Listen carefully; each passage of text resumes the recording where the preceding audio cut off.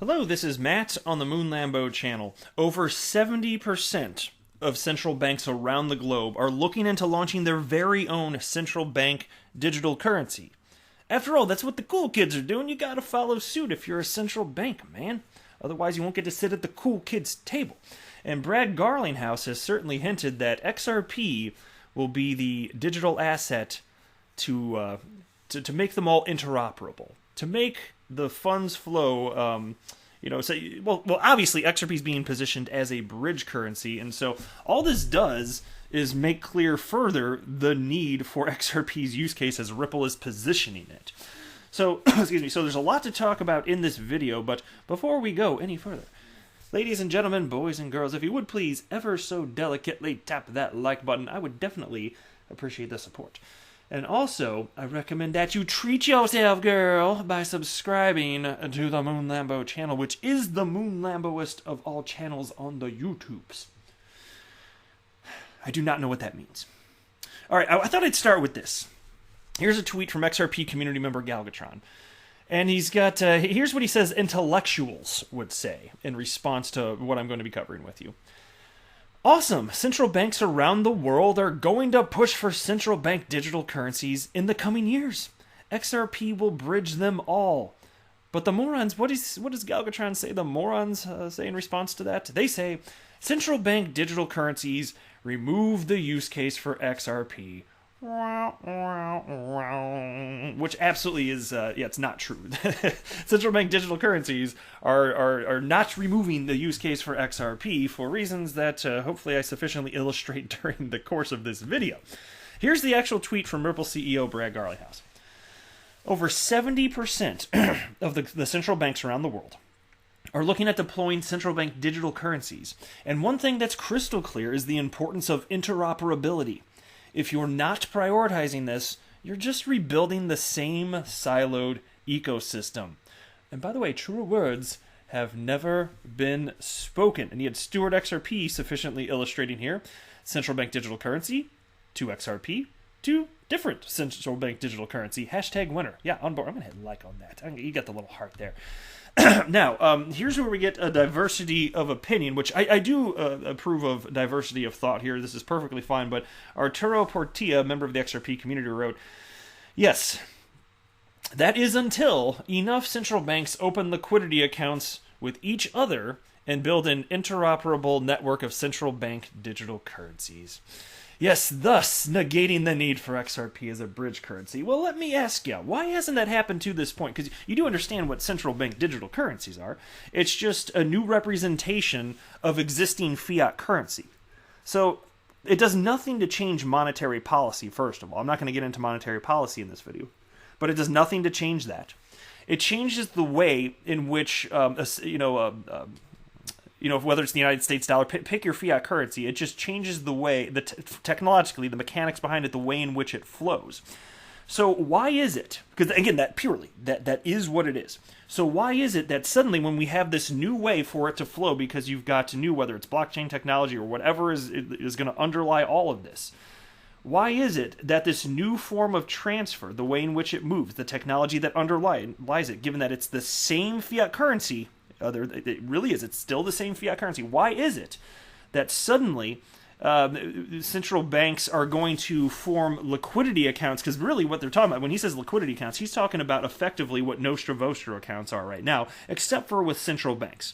Why would central banks do that? Why haven't they done that over the last 50 years that SWIFT has been in existence? There's fundamentally no difference whatsoever as far as the trust issues associated with payment and settlement around the world.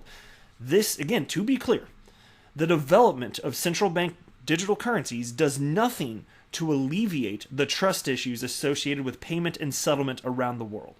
And so if you're talking about them opening up liquidity accounts, I would just have to ask, why haven't they already done that? Well, I've got a reasonable answer. I can make a whole video about this.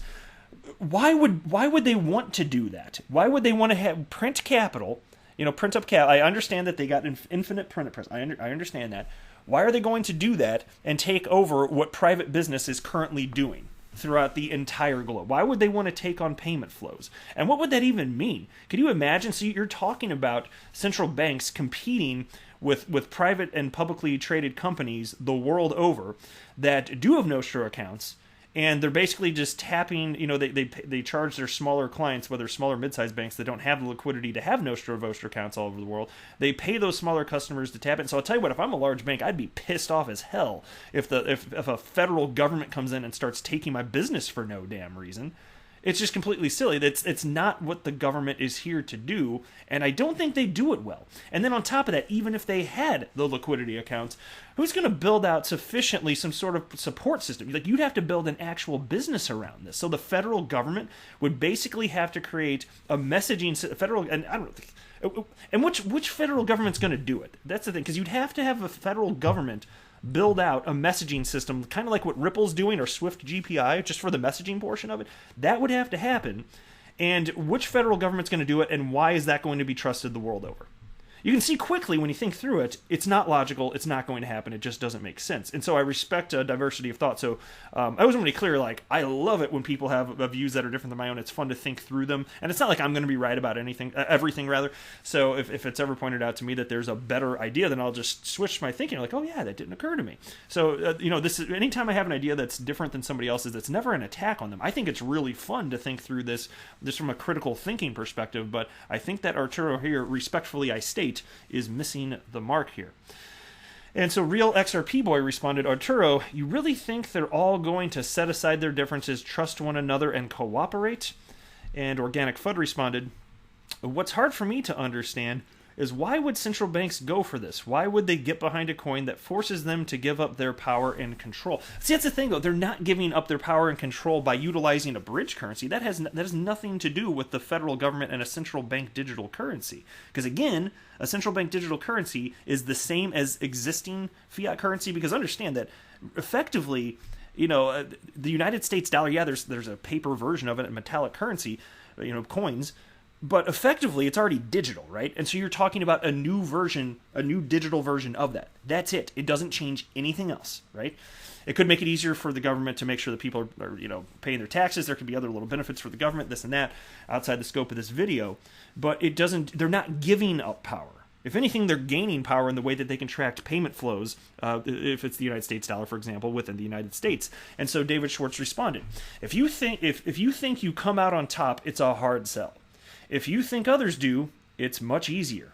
Systems nobody can control beat systems your rivals/competitors can control. Exactly, because you're never going to be able to convince everybody to get into your little silo.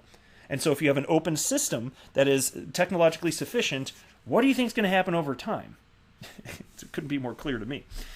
And so then there's this piece. XRP is predestined as a neutral bridge asset between central bank digital currencies. And a new blog post entitled Interoperability Will Determine CBDC Winners and Losers. Ripple discussed the need for a networked system of central bank digital currencies. As the San Francisco-based company explained, the emergence of the COVID-19 pandemic has encouraged the use of contactless payments instead of cash. The pandemic has changed the perspective of central banks around the world on issuing digital central bank currencies. According to Ripple, for CBDCs, it is now a question of when, not whether.